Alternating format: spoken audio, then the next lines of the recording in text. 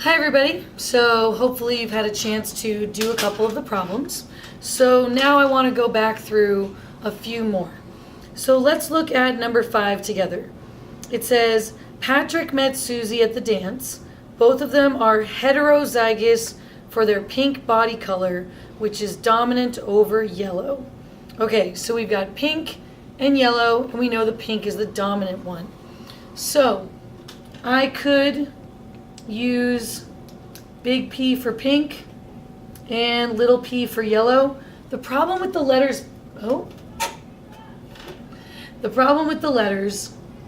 is that P looks almost the same, and so if you don't do it big enough, then it ends up looking like you have 2 big P's or 2 small P's when you didn't mean it. So I recommend pick a letter that is different between uppercase and lowercase.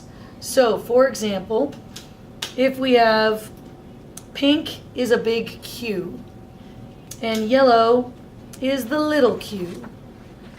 All right, now it's really obvious. So we've got 2 heterozygous people in there, or whatever Squidward is. Not really sure that's a person. So he's heterozygous, and his lady friend is also heterozygous. So now when I put these combinations together, we can end up with a homozygous dominant pink kid. We can have a heterozygous kid like the parents. I could also end up with a heterozygous kid over here, because remember, we're taking the letters and we bring them down from the top or across from the sides. Or you may just end up with a kid who has yellow skin because little q are both yellow. So in this case, the possible genotypes, remember genotype are the alleles. So we have genotype big Q. We have genotype big Q, which is the same over here. And we have genotype little q. Now when it comes to these, it doesn't matter what order they're in.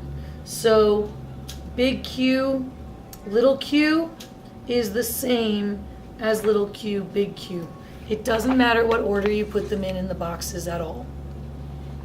So we've got our 3 different genotypes. Now what are their phenotypes? Pink wins over yellow, so whichever way you cut this, this is going to be pink. 2 pinks together obviously are going to equal pink, and 2 yellows together will equal yellow. So we have the same number of differences between genotypes and phenotypes. It's just that when we talk about genotype, think gene as in the letters, and phenotype is physical, so it's what you look like. So phenotype, PH, right? Phenotype, think physical. I think that might help. Okay, so the chances of ending up with a pink body, well, let's see. As far as phenotype, both of these come out pink. So whether it's a big Q or a big Q, 3 out of the 4 come out pink, and 1 out of the 4 comes out yellow. So think of each box like a quarter, 25%. So 25, 50, 75%.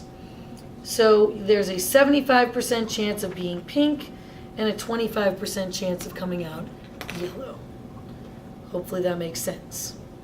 So I'm going to also do number 8 because I think that one often confuses people.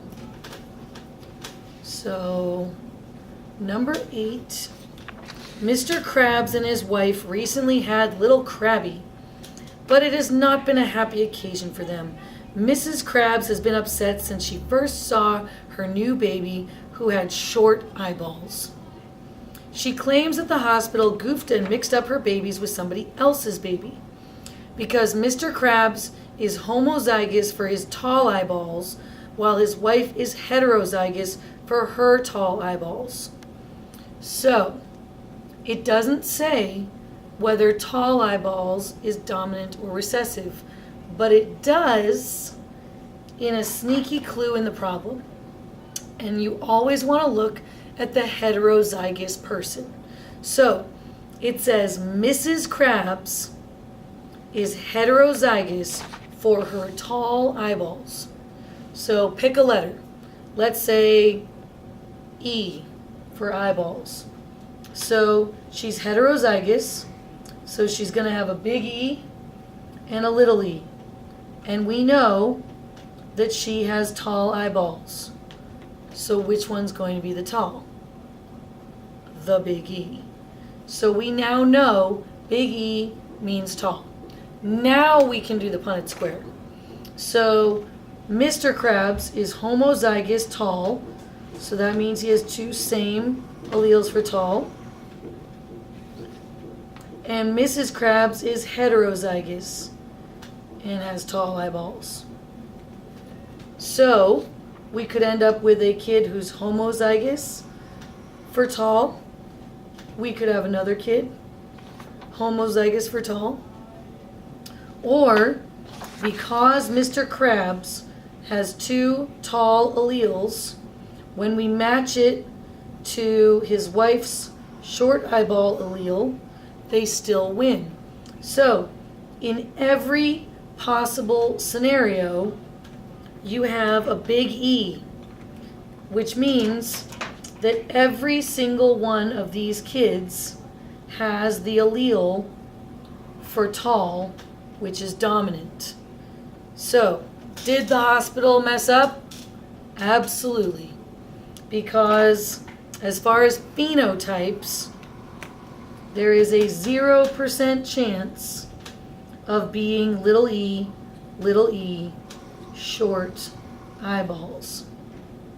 Because all four of these boxes, 100% of the possibilities are going to have at least one of the dominant alleles for tall. Thank you very much.